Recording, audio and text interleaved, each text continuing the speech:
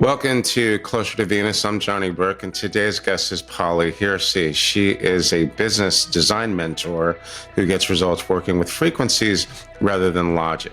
Polly guides entrepreneurs to work with the natural life source and energies of the businesses to uncover their true potential as change creators. Today, we'll be exploring how something as simple as frequency can help you understand who you are and how to live life on your own terms. Polly, welcome to the program.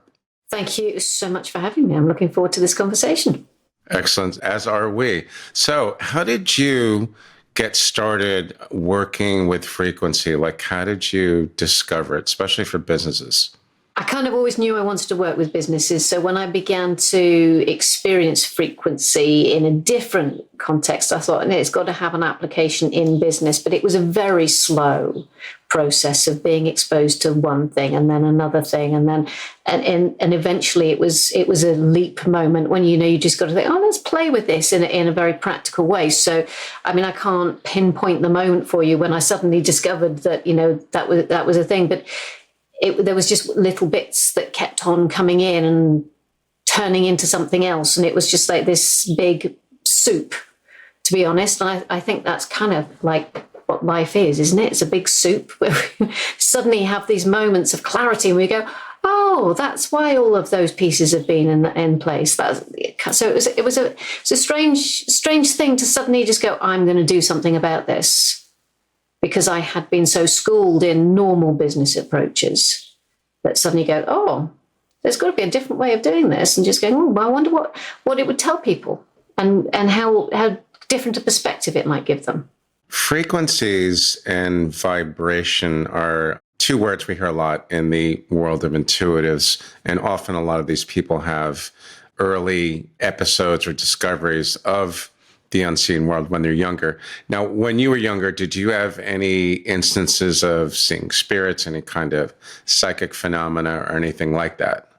I don't recall sort of anything specific, but what I do recall with the benefit of hindsight is, as a child, always feeling like I could fly. I'd have many moments where I would just feel like I would lift off and I would just scoot through the sky and had an amazing amount of freedom. But I don't recall having sort of like voices or seeing ghosts. There was none of that in my life. It was fairly normal. But as I got older, actually, that was when I started to I can't dismiss that. There's something there. I can feel something there, or something would happen and you just go, that's kind of weird. I think one of the most profound moments in my life was actually in a crop circle. And if you've never been into a crop circle, it's very difficult to get into one without a lot of other people around. It's always a very busy experience. There was one we wanted to go and see, and it had actually been removed by the farmer because he didn't want people in his field. And literally the same day that he removed it, an almost identical one appeared somewhere else. And we went to see it, and we ended up spending an hour and a half in that crop circle with nobody else present. But the energy in there was so strong, it felt like, if you imagine standing in the middle of a river and the water doesn't go around you, it goes through you.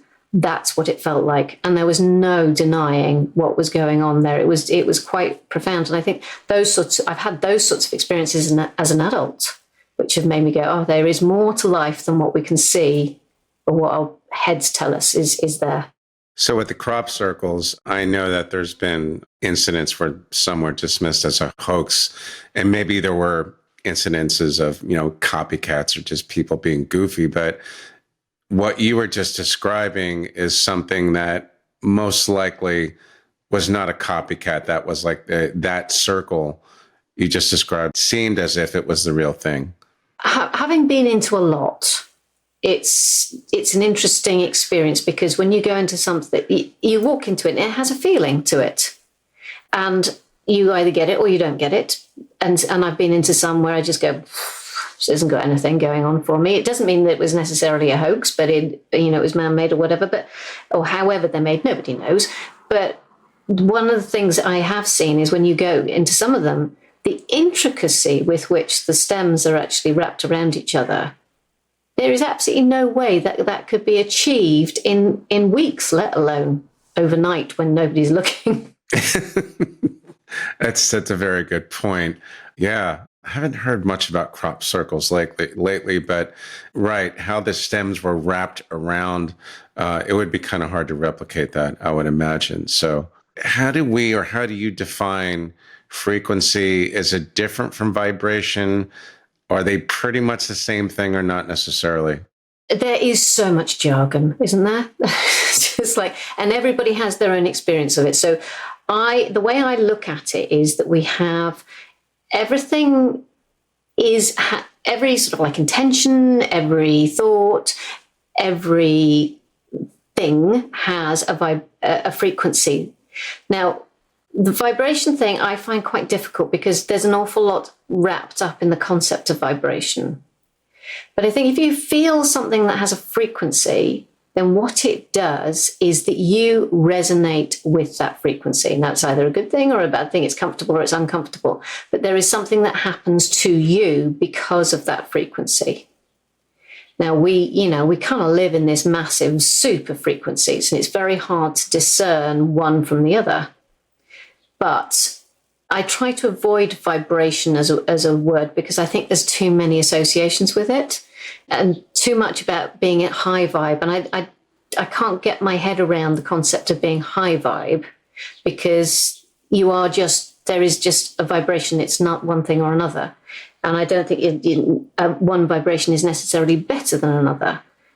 And it gets so very complicated. So that's why I just dial it back to the concept of frequencies, because everything has a frequency. And if you then connect with that frequency, then you can have an isolated experience of it. And then you can begin to understand how it works with other frequencies in a harmonic.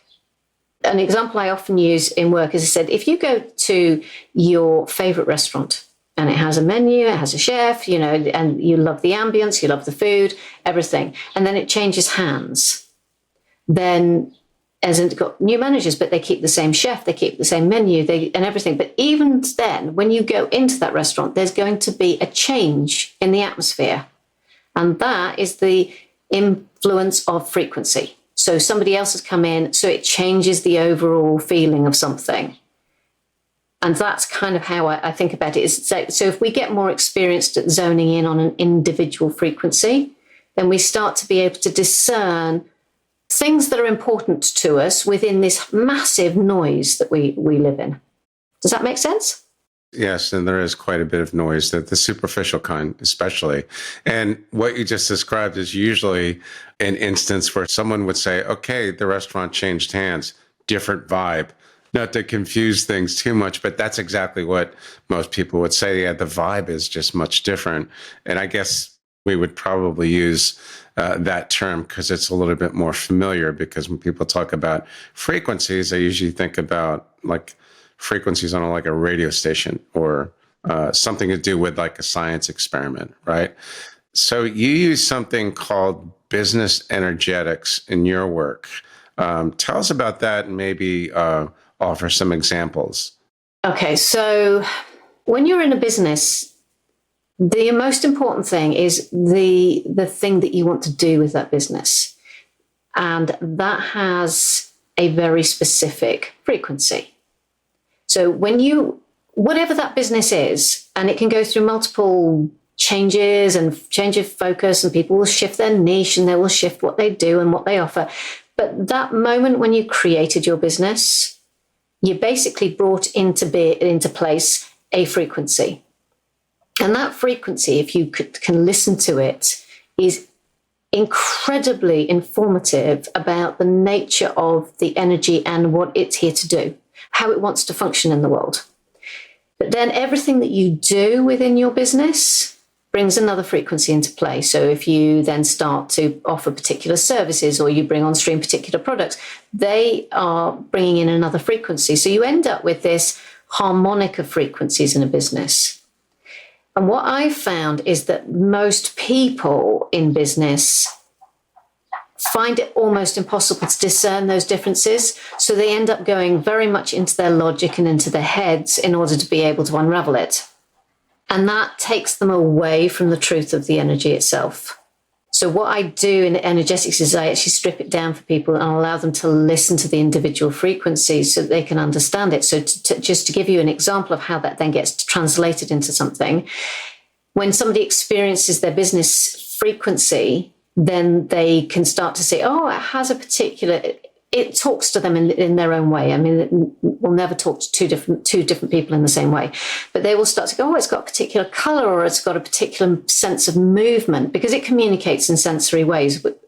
So you'll get, oh, it moves in this way, or it's got this sort of like feeling or this emotion that's attached to it. And that makes me feel like this, that, or the other. So you begin to understand how to take that experience that you have and say, okay, so that means my business needs to be really cheerful, or joyful is a word that people use a lot, actually. It's either joyful or no, this isn't a business that wants to be really frivolous. It's a business that wants to cultivate really deep relationships. And it's extraordinary how much information you can get from something as simple as that experience. And the reason that you can get so much from that is that our entire body is like this antenna that is capable of discerning energy and experiencing it and translating it. So if you walk into a room and there's a group of people you've never met before, you will form almost instant assessments of people, not based on their body language or what they look like, but literally you walk into a room and you go, or, oh, this feels good, or this doesn't feel good, or somebody's giving off a bad vibe, or they're giving off a good vibe, and you read that instantly. And we kind of underplay that because it's so noisy in the world.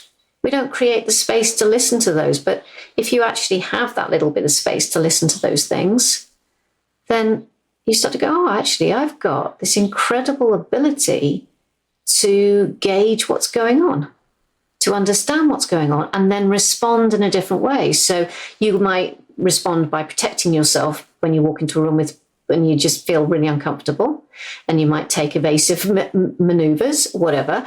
Or you might just go, okay, now I understand that person is feeling maybe defensive, even though they're not saying that they're feeling defensive. And so you respond and you adapt. We're really, really good at that. That's what we do. But we don't give ourselves enough credit for that in our day-to-day lives. But when you do start to do it, and then you look back, you go, oh, I've been doing that all my life, in subtle ways, but just not consciously. And I guess what I do is I help people to do it consciously. I guess a main component of your work is to get them to be conscious of it, even though we probably do that all the time. You also feel that every form of consciousness has a unique frequency. How do you explain that to someone when you're just meeting, let's say, a prospect, a potential client, and they go onto your website and they read about what you do? How do you explain that? It's one of the things I don't normally have to explain very much, because by the time people find me, they've already worked out that they are not the same as everybody else. But I would explain it like if you had a sea of flowers in front of you and you chose, they're all exactly the same on the face of it, but you chose to really look at the individual flowers, you would see that no two were the same.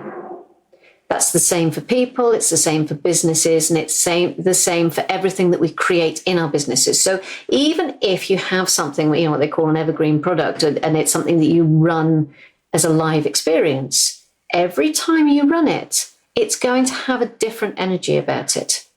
And that's because you've changed and how you deliver it changes, but also you've got different people involved. So there's all sorts of things that happen in order to make it completely unique every single time. And that's basically, you can then apply that to, everything has a unique frequency, and it's how you combine them together, and might be the order in which you combine them, or the weight that one thing has over another. Everything changes every single time. So it makes us a little bit more alive to how we function, which I think is really important, because intuition is just going to get more and more important as a tool for human evolution and for our well-being in day-to-day life. That's something I hear actually an awful lot, intuition, even though it sounds at times like an oversimplification. Intuition is undoubtedly getting more important. And I think people are, in general, starting to listen to it, listen to our gut a little bit more. So when you have a discussion with someone, a business, perhaps a group of people, is there some kind of a measure with the concerning the frequencies as well as the brand components, where you're able to discern, well, this font that you're using on your collateral is off brand. It's not consistent with the frequency or the vibe that you are putting forth. Do you find that as well? Yeah, yeah, oh, absolutely. It literally goes down to the, to the details of what color do you have in your brand, what font do you use. But one of the big jobs that I get clients to do is to create their own lexicon of words, so that hold the energy, because we know what words have a lot of weight in our lives, and they have a lot of meaning, and they have a lot of hidden meaning. So when you choose your words very consciously to hold that energy and to sort of like keep sharing it so people can feel what's going on through the words itself. Yeah, it goes right down to the very details of, how do you write to people? How, what words do you use to write to them? How frequently do you do it? In what format do you do it? What platforms do you use? It literally, that is the wealth of understanding that we have when we listen to our intuition, because I don't tell my clients that that's what they need to do. I can sort of guide them through that process, but it's such a personal experience that they know it.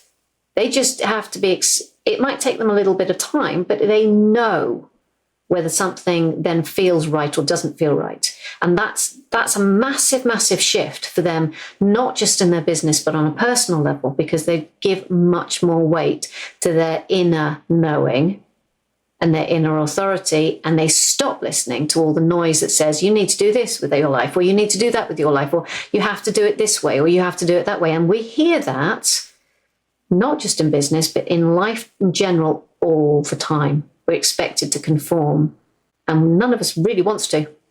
Someone who's giving me, especially unsolicited advice, who has a completely different vibe, seems to be ignoring the fact that we're two different people. And if we were the same, that advice might work. But it seems to me that's ignoring frequency or vibration or whatever you want to call it. What do you think? Yeah. I mean, coming back to your question about when did I start to apply this to my work, one of the things that drove me nuts and still does is this constant talk about blueprints and steps and, guaranteed processes that is absolutely, everywhere in the online space. If you run a business, you can't avoid it. And yet that's the problem. Exactly what you just said. Two people will not get the same results. But you will never feel confident to say, oh, I'll take this bit and I'll take that bit of it. And yeah, that I can make that work. And that fits with what I want to do. And it feels good with what I want to do. And discard the rest of it unless you are confident and you trust what you're hearing and feeling inside. Someone might be giving sound advice on how to start a certain type of business. And it might make sense to a lot of people, but if your gut says, I know they're telling me this, but this does not feel right. Could it be that simple? Yeah. Why not? Yeah. I mean, I think that's where we all start. It's like, yeah, it doesn't feel right. It's just giving credence to that niggle in the back of your head, or that really, really tiny, quiet voice that is saying, no, stop. Just stop and have a listen for a minute. Because we live this life that is all about productivity and go, and we don't have any space. So for anybody to feel connected to who they are and therefore listen to themselves, they've got to consciously take time to create the space to be able to listen to themselves and relearn how to do that. Do you know what I mean? It's like we've created this insane world where we just don't have the space to really understand who we are.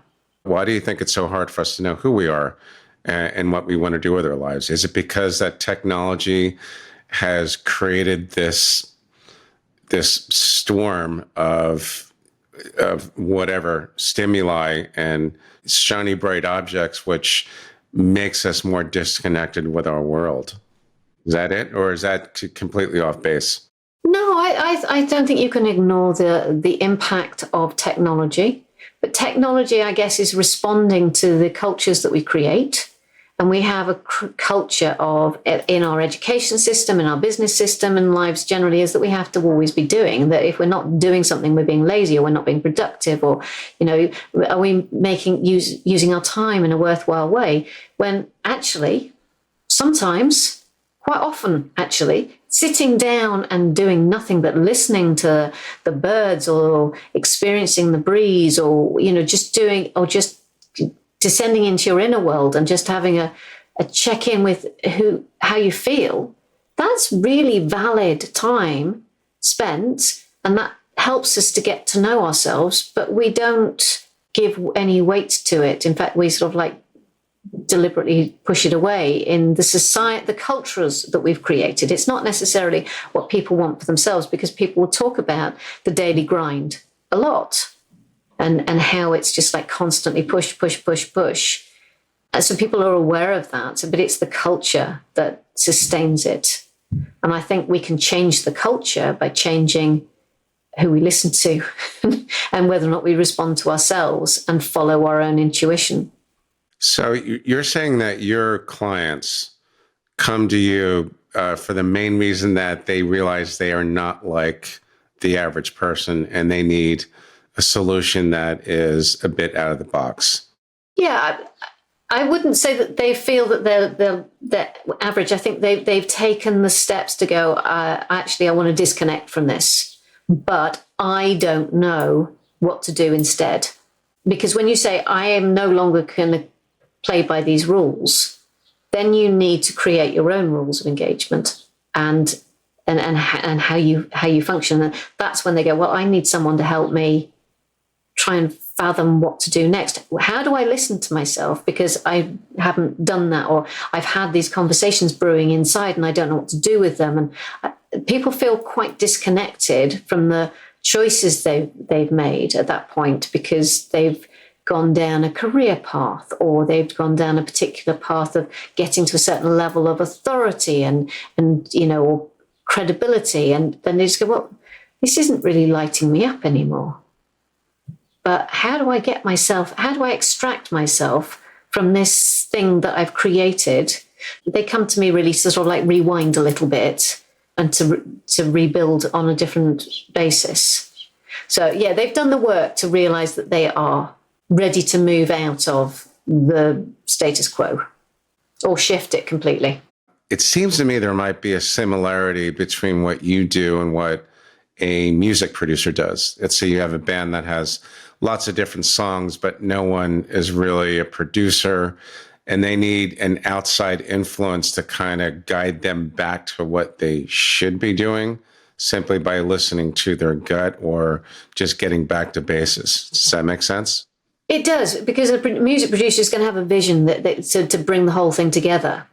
And that's kind of, yeah, you're right. That is kind of my role. It's to be able to say, okay, well, you've got these threads that are coming in, and you're experiencing this. And I think my real skill is when a client says to me, well, what it felt like was this. And then I'll be able to say, well, if you translate that, that means it could be this or that. And sometimes it'll be, I'll make a suggestion and they'll go, nope, absolutely not. But the part of the process of making the suggestion is to, get them to make a decision. And then other times it'll be, oh yeah, I hadn't seen it. I'd never thought about it like that. Or, and people will find that the thing that they are most drawn to do is either the thing they've resisted doing, or the thing that they think is so far beyond them that it's not an option. Really? And the truth is, in that particular case, that thing is not as far beyond them as they originally thought? Absolutely not. No, I mean, to give you an example, because they might think, oh, I keep getting this nudge that I need to do a podcast, And they would just be like, no, but I haven't got enough to talk about. I'm not experienced enough, blah, blah, blah, whatever. Let's just say that that was their example. And actually, the podcast is the best energetic match to what they want to achieve. And it's the best route for them to develop their authority. And they just need to get the confidence to go ahead and do it. So often the thing that scares them the most or is absolutely not out of reach. It's literally just there, but it's a decision away. But you've got to be guided to take those decisions sometimes, because you will never take a decision if you're still in that space of questioning yourself. That reminds me of what many intuitives will describe as a nudge from a spirit guide. You're almost like an earthbound substitute for a spirit guide that is maybe a few degrees removed from source or whatever you want to call it, but nevertheless, it's where guidance is needed, where these people, like many of us, need to start listening to ourselves a little bit more. We do. I mean, the way I look at it is because I don't have, I'm not one of those people who has lots of beings come in and communicating with me. I mean, it's very, very rare that I experience that. It's more about believing that all of that wisdom is already within and finding ways in which we can experience it and translate it and trust it.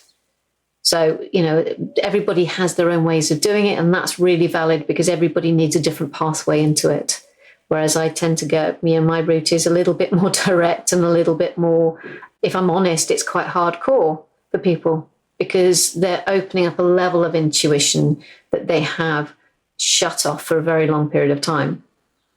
And even the most experienced people who've been talking to spirit guides for, decades, their entire life, whatever, they still find this particular path to be quite challenging because it opens up so much of your intuition.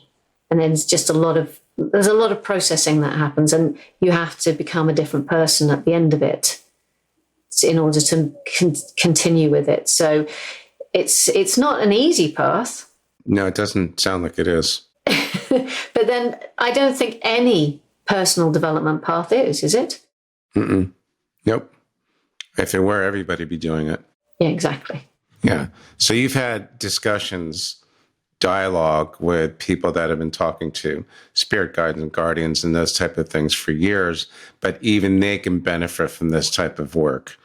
Yeah, absolutely, because it's a different perspective. I often say, if you can take a completely perfect round ball, but you will never understand that ball unless you've walked all the way around it. You've seen all of the different perspectives of it because the light shines in a different way. The shadow falls in a different way, or the texture is, you just see it differently from different angles.